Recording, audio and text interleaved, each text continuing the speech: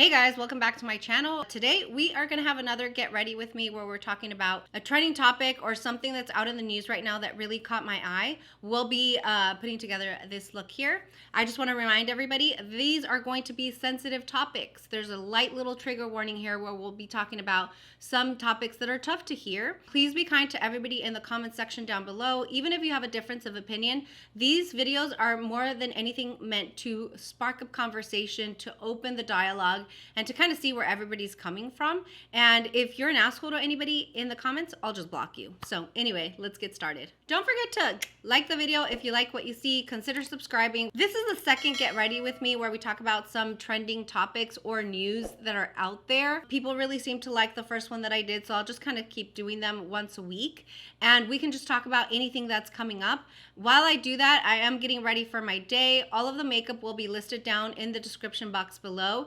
If I have codes for anything, I'll include those as well. But this is more about the news topic that we're talking about. Let me know if there's anything else that you'd like to see me talk about, and let's go ahead and get started. Morning, guys. So today I am going to share another news story, breaking news story, that when I saw it and then when I heard it in my local news, it kind of made me gasp a little bit for a couple reasons, and I'll share during the video why. One, it's here in Texas, and two, it just speaks to a greater issue that I've been recently exposed to. Today, I'm also going to be using this Sigma X Taylor Wind brush set. I just received them in the mail, so I wanted to try these out. So today's story is about teens that kill. Now, today's story is a little different. We're not just going to share the story and crucify the people that did the killing. I want to talk a little bit more about the psychology that goes with it, okay? And I will say, maybe a light trigger warning. Like, we're not going to be talking about anything in extreme detail, but we will be referencing SA as well as the effects that it has on children and, you know, what can happen as they get older. And the reason why I've recently been interested in this actually is because maybe about a month ago, I had a channel recommended to me. And the channel was Soft White Underbelly. I'm not really sure how that came to be, but he is a pretty big channel actually on YouTube. Let me bring you in a little closer. So he's a pretty big channel here on YouTube. I think he has almost 3 million subscribers. And it's called, again, Soft White Underbelly. And the concept behind his channel is that he started off with photography and then eventually wanted to get to know the stories of the people that he was photographing. And his location, his filming location, his studio is down on Skid Row in downtown LA. And so he eventually started interviewing these people, getting to know them, learning more about where they came from, how they ended up on Skid Row or homeless or on drugs, and then sharing those stories. You guys, I'm going to link it down below. You are going to get hooked. And at first, it's a little too much for the senses for you to watch those stories.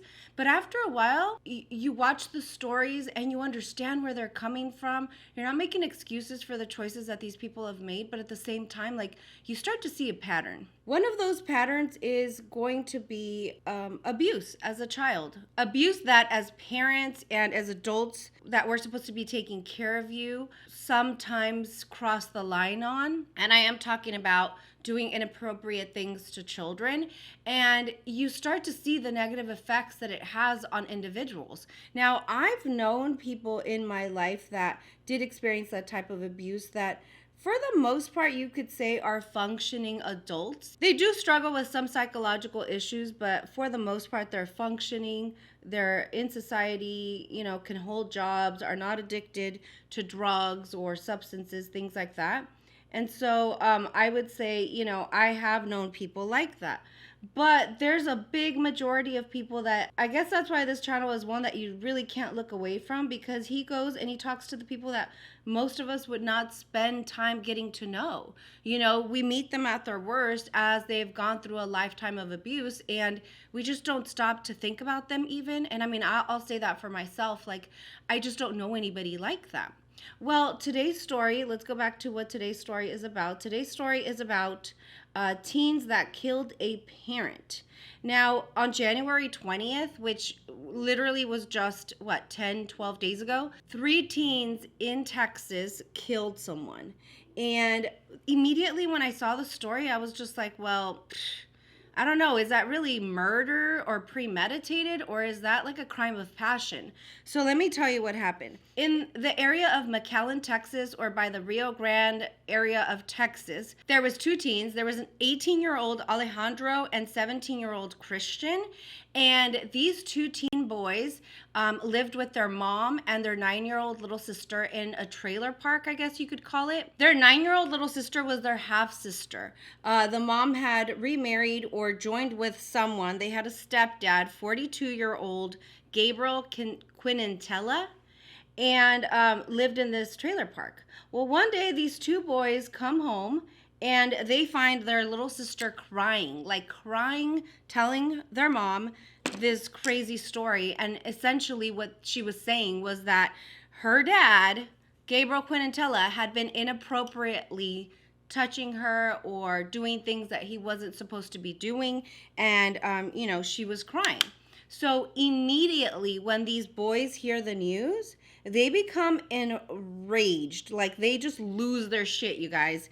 And, I can only imagine. I have 3 boys, and I don't have any girls. I am a total boy mom. But I know my boys, like, little boys love their moms. Little boys love their sisters. I mean, they slowly, as they get older, they start to, develop this protective personality trait, protective nature. Well, these boys lose their shit, you guys. And, the little girl is telling the story, and eventually the stepdad, Gabriel Quinintella, comes home from work. And when he comes home, this is going down at home. He has no idea. He walks into the trailer that they share as a family, and these boys, Alejandro and Christian, just go off on him. Like, they get into a fist fight, an altercation. They start yelling and screaming and essentially just beat the crap out of him. So badly that Gabriel, the stepdad, takes off on foot, like just kind of takes off, leaves, doesn't even get in his car, just starts walking or running away to try to get away from these boys. These boys come out, they're still enraged. I mean, they just found out that their little sister has been abused in this fashion, and so they're losing their mind, you guys. Now, it doesn't really share. I haven't heard too much about the mom.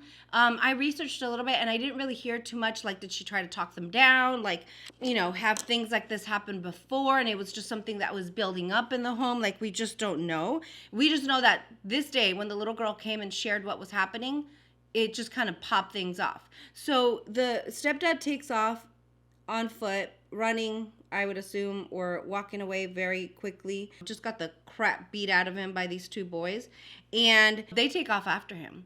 As they take off after him, their friend, 18-year-old Juan Melendez, comes in a red Mustang, I think, and kind of sees them running after somebody, picks them up in his car, and they take off and start looking for this man. By this time, the man's who knows where, right? So he is still on foot, and eventually these boys find him walking around nearby an apartment complex. When they see him, all 3 of them get out of the car and again start to just beat the shit out of him. Like, just beat him down. This time it's not 2 of them, it's 3 of them, okay? And so they beat the crap out of him some more, and then they go away, and then they go back. I don't know if they went back to Juan's house, the friend's house, or if they had a white pickup truck, but it says that they go and they find a white pickup truck, and they go back to try to find this man again. Now, this is where it kind of gets a little dicey, only because of the charges that I'll share with you in just a minute. Why did they get a white pickup truck? Like, why, right? Obviously, it's because they don't want to put him into this Mustang. They want to put him into a white pickup truck. Why? Not only did they come back with a white pickup truck, but what happened is that they also, at this point, get some weapons. And what I mean by that is they get some brass knuckles, maybe some knives. I can't remember if I read that, but brass knuckles for sure is their weapon of choice. They pick this up, and then they go back, and they find him again, okay? Once they find him, they take him, they throw him on the back of the pickup truck, and they drive off to the middle of the desert somewhere. And this is McAllen, Texas. When we were little, my parents and my sister and I, we would drive all the way to El Salvador. That's where my family's from. And we used to drive from California to El Salvador. And I remember passing through McAllen, Texas. It's one of those border towns bordering, Texas with Mexico. And I do remember like my parents sharing this, and kind of now with the memories that I have, that it's sort of like a town where there's a lot of motels, there's a lot of truck drivers that are stopping to rest. Truck drivers, not to put a negative connotation to them, but they're stopping at motels where there's a lot of sex work going on, things like that. Not the most affluent neighborhoods right around the border, nothing like that, but that's what I remember about McAllen, Texas. So they take him off to this desert in the middle of nowhere, and they start beating him up again, like just kicking the shit out of him, like just again, but this time they're doing it with brass knuckles, okay?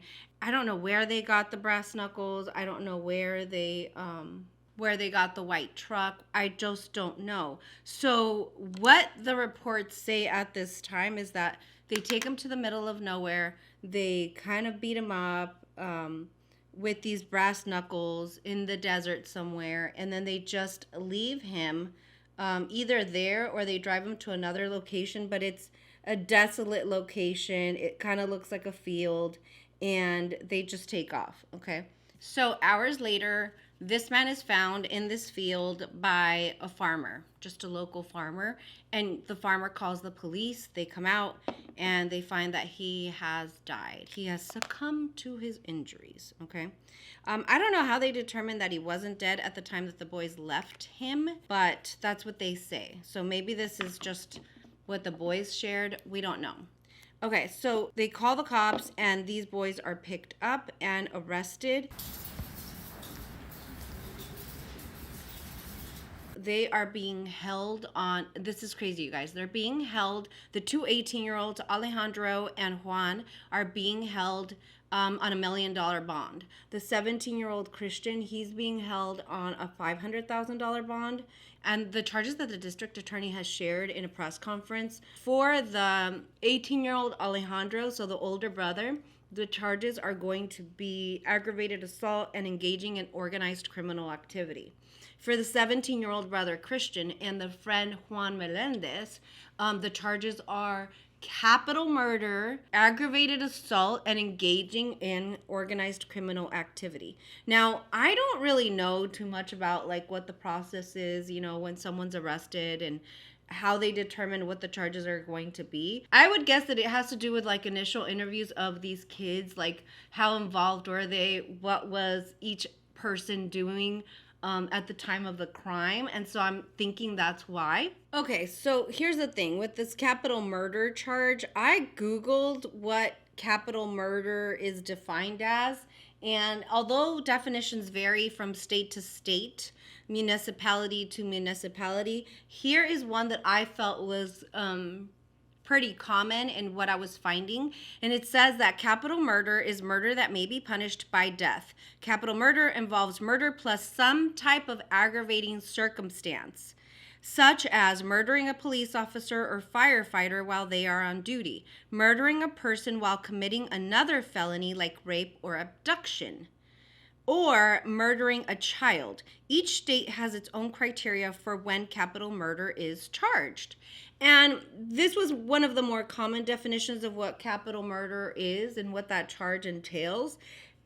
My problem is like this circumstance, as I've explained it to you guys, has nothing to do with what they just said. It has to be murder plus an aggravating circumstance, such as the murder of a police officer, firefighter while on duty, murdering while committing another felony like rape or abduction. Oh, they are saying that they kidnapped this man by throwing him in the back of the truck. So maybe that's where the capital murder link is made. I don't know. The reason why a charge like capital murder is so outrageous is because it could be punishable by death. Now, I live in the state of Texas. This crime happened in the state of Texas, and currently Texas, the death penalty is still active. That means that for a capital murder charge, if convicted, you could be charged with the death penalty. Okay, so let's talk about let's break this down and let me explain why it kind of caused an uproar in me, but then also why I think it's becoming more and more popular. This story is starting to trend in other states as well, and so I have noticed that. And here's the thing, you guys. So the way that I heard the story on the news, and I've read like other articles on it, it seemed like the boys were just finding out about this crime.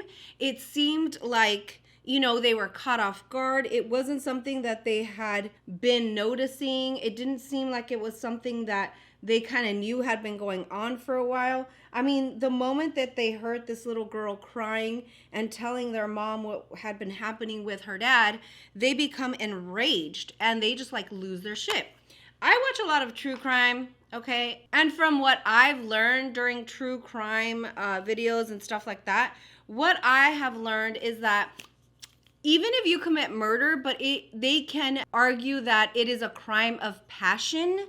You know, like I've heard this before where dad is coming home, he sees, you know, uncle for the family assaulting or sexually assaulting one of his children, and he loses it and kills the individual, and all of a sudden it's a crime of passion. They can claim that they were so shocked by what they were seeing that they lost their mind for a second and became enraged, and in the heat of the moment committed this crime. We see this sometimes also with spouses. You know, spouse comes home, the other spouse is doing things that they shouldn't be doing with other individuals, and it becomes a crime of passion. And what I've noticed is that sometimes the punishment is lessened just a little bit. That's where I just get a little confused, because I'm like, okay, the kids heard this little girl accusing her dad of doing these inappropriate things. As soon as he gets home, they lose it. They just lose their shit and start going after this man. And so to me, it doesn't feel like it was premeditated. That's number one. Number two is, I guess they're calling it engaging in organized criminal activity because they went back over and over to do this. That could be considered a felony. I don't know if it is or not. And then in addition to that, this man ended up dying. Okay, fine. I understand how they could tie each of these charges to these boys. But my thing is, like, from the get-go, I'm still at the beginning. Like, to me, this looks like a crime of passion. Like, the boys find out that their little sister is being, assaulted in a way, and they immediately rush to defend her. Like, that's what it looks like to me. Like, it is something that they found out right then and there. They instantly get immediately irate and enraged, and they just like lose it. Like, I don't feel like it was premeditated or anything like that. I also feel like we have to do a little bit of digging. Like, I wonder what the relationship between these boys and this stepdad was. I wonder if maybe they already had like a strained relationship, so that when the boys found out what was happening, that's what caused them to instantly just go off. Like, I just wonder, you know?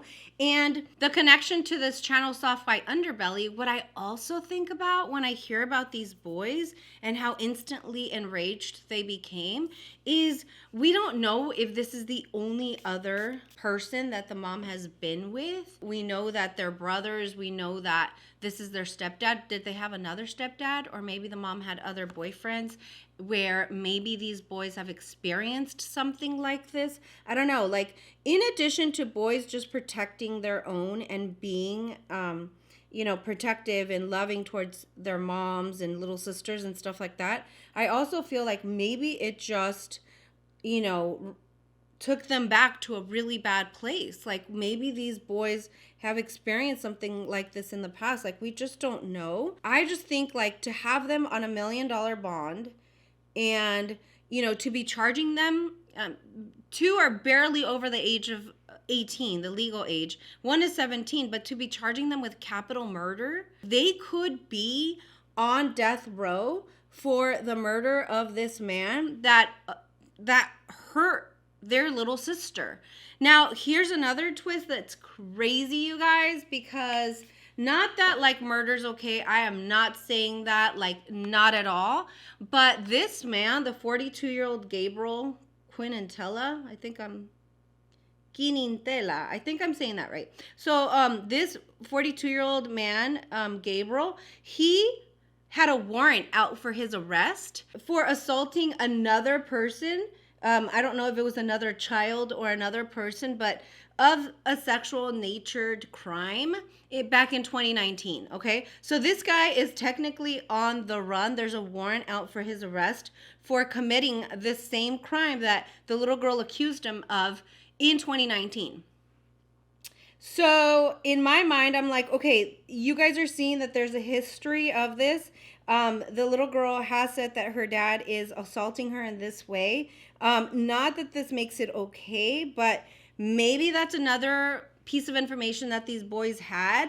And so they had been worried about this happening to their little sister. They had maybe been, tense or nervous about something like this happening at some time. And so when it actually happened, they just kind of lost it. Like, we just don't know. We also don't know, like, what if this abuse was towards one of the little boys from back in 2019? We just don't know. But there was a warrant out for the arrest of this 42-year-old man.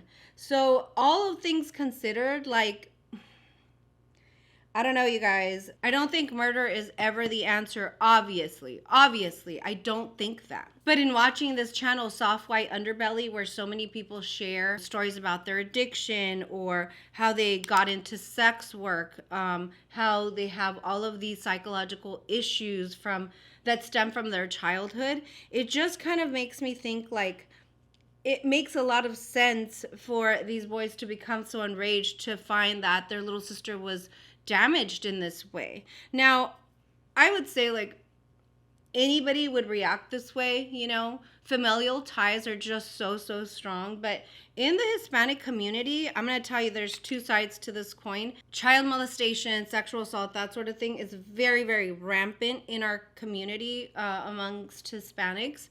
In our Hispanic community, also, you're going to find a lot of men in our families that will defend their women and their children to the death. Like, they don't mess around. They protect their own. And so, although you have this issue that is very, very common in our culture, you also have men that stand up for their women and their children that really will protect us at all costs. And so that also is something that I'm not shocked by, the fact that these boys would stand up and defend their little sister this way. Another thing to consider, and you have to take into consideration, is that although technically speaking, two of these boys are over the age of 18, they're still so young, you guys.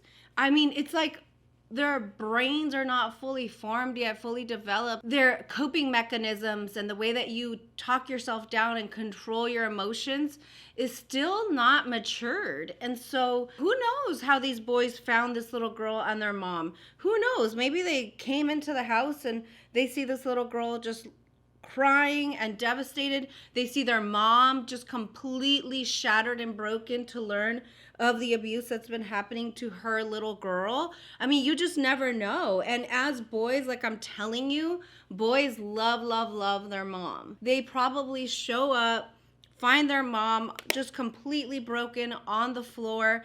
And as boys, what do they want to do? They want to defend their mom. They want to stand up for her. They want to defend her and her little sister. And so that's how I imagine that encounter happening, and just it getting out of control when the stepdad got there.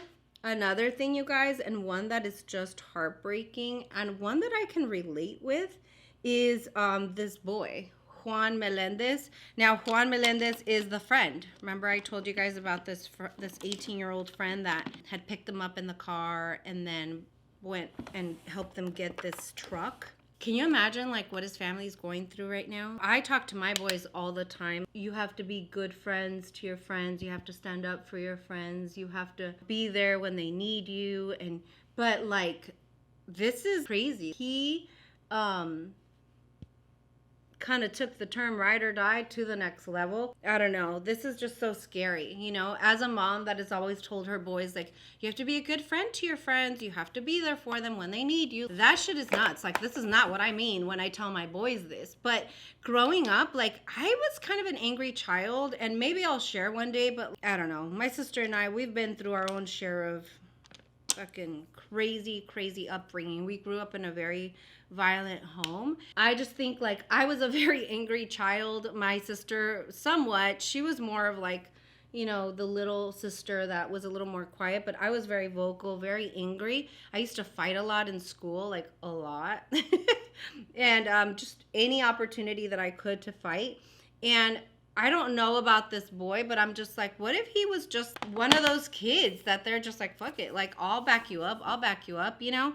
And now here he is with capital murder charges. I don't know. It just makes me so sad because it's like, what a waste, you know?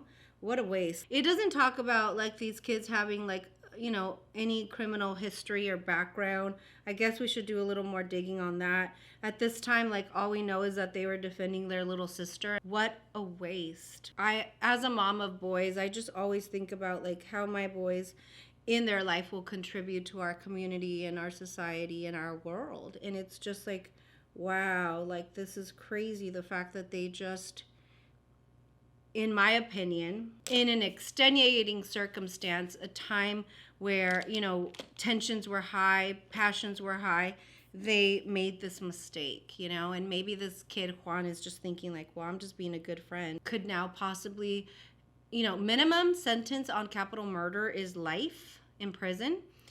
That's if you don't get the death sentence, you know? So now this friend that was a good friend to them could possibly be facing, you know, a sentence of life in prison or death. And so it just kind of hurts my heart because all of this stemmed or popped off because of a crime that this disgusting man committed. You know, it had nothing to do with these boys. Now, again, I don't know too much about the boys or about the family situation, but as far as we've heard, they weren't bad kids. We're living still as 17 and 18-year-old boys with their mom in this house. And my heart breaks for the boys. My heart breaks for the mom, for the little girl that now has all of these things that she has to deal with for the rest of her life, psychological damage that has been done. My heart breaks for the parents of this friend, Juan. They didn't ask for this, you know, it's just their little boy showing up and being a friend to these boys. Okay, here are my final thoughts. Number one thing that I think of and where my heart goes to immediately is to this little girl. I hope that she is not lost in what has now become a very big life-changing situation in their family, you know, having to deal with the boys being in jail and everything else. I hope she's not lost in the shuffle. I hope she's not forgotten about. I hope that they get her the psychological need that help that she will need in going through something so traumatic. I hope that her mom somehow is introduced to the resources that this little girl will need to somehow try and move past this. I'm also praying for the mom. You guys, oh my God, as a mom, like, my kids are not perfect. My oldest one has not always made the best decisions. You know, I could see how when I look at pictures of these boys, I think of my 22-year-old son and just how protective and passionate and loving he was. And is with our family. I mean, even through the situation that we're going through right now with my husband being in the ICU with COVID, my 22-year-old has really stepped up for his brothers and for his mom, like just been here for us, anything we need. He very easily, I would say him and my 16-year-old have very easily stepped into the role that my husband usually plays in our home and have taken care of things here with my help, but you know, they've really stepped up. So having a 22-year-old son, a 15-year-old son like this that, you know, would do anything for their mom and for their family, like my heart hurts so badly for this mom. I can't even imagine what she's going through and feeling. For the boys, you guys, this is one thing that I forgot to share and probably one of the ones that just kind of made me hurt even more. Like, oh my goodness, how could we be here right now? Here's the part, you guys. One other little wrench to throw into this whole situation is that the boys are not U.S. citizens. And I don't know if the stepdad was or not, but the boys are saying are illegal aliens, or maybe residents, but they're definitely not U.S. citizens.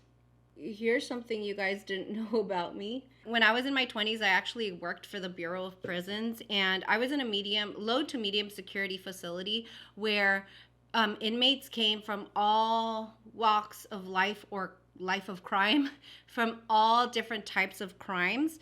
And the reason that they were coming to the prison where I worked at in California was to do time for their crime of illegal entry into the US. And so after an inmate committed a crime, whether it was robbery or, murder or aggravated assault, whatever, a DUI, anything, after they did their time for that, if you were not a legal citizen in the US, there would be immigration buses or bureau buses waiting for you outside of the prison that you were leaving to pick you up so that you could do time for your crime of illegal entry into the US. Because these boys, two of them are 18, one of them is 17, even if they got less in charges and, didn't do life in prison, they would then be picked up to do their time for illegal entry into the US. Working as a correction officer for the years that I did in that type of prison system, it's just so sad because sometimes you're getting guys that maybe had one too many parking tickets, or you're getting guys that were maybe drunk in public. Sure, you have some people that are there for doing time for domestic violence or for sex crimes or even murder. You have a big cocktail of inmates in these types of prison, but they're doing time for their illegal entry into the US. So even if they had a chance to get out of prison, even if they weren't charged with capital murder charges, they're probably never going to leave the prison system. And when they do, if they do, they'd be taken back to Mexico. And so it's these lives have been essentially ended. Their life is ruined. I can tell you, as a mom of boys, the mom's life is destroyed moving forward. And she's going to have to find a way to move on without her boys having to deal with all the repercussions and the damage that comes with that with her little girl. I mean, we don't know if she has a supportive community out here in Texas. The whole thing is just messed up. Oh my God. I've got the whole little rocker look going. But okay, final thoughts.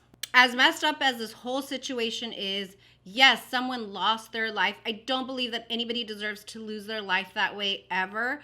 But I keep coming back to the fact that none of this, in my opinion, possibly, none of this would have happened had this crime against the little girl not occurred by her dad. And so that's what I kind of get stuck on, These are the intricacies of our legal system, whether you abide by them or believe in them or not. Sometimes we feel like we don't get the justice that the punishment doesn't fit the crime, I guess you could say. And you got to look at all of the extenuating circumstances. And in my mind, I just keep saying, not only did he have a warrant out for his arrest for the same type of crimes back from 2019 against, who knows, it could have been against these boys. But now all of these unfortunate things have happened because of the crime that he decided to commit again. And so, I don't know, guys. I'm a little split on this. I just feel like maybe we should work more on rehabilitating these teens. You don't know what type of trauma and damage they've been through in their life, and getting them the help that they need. Understanding that they weren't fully mature yet. I mean, there's just so much that goes with this. The damage that has been left, and the mom and the daughter behind. It's just really sad. So anyway, I wanted to share it. It just sucks that this is how the year is starting. Seriously, and I pray for that family, and I hope that they're going to be okay. I wanted to share it with you guys, kind of get your thoughts. What do you think? Do you think that these boys should be charged with capital murder? What do you think about the term a crime of passion, even though it doesn't have to do with a parent to child or spouses? What do you think about that term being used in this type of case where it was something that they found out right then and there and they just popped off? Tell me what you guys think down below. Again, this was just another trending topic that I saw and that I wanted to share with you guys, and then kind of see what your thoughts were. I will leave links to the Soft White Underbelly channel down below so that you guys can check that out. And then I will also leave some articles that I found on this story. If you have any questions or if you have other trending topics that you've been kind of hearing out there, let me know. This is just going to be a Get Ready With Me series if you guys like it. It seems that you guys really liked the topic last week, so we'll just kind of keep doing it as long as people want to see it. Anyway, thank you guys for watching, and I'll see you guys next time. Bye.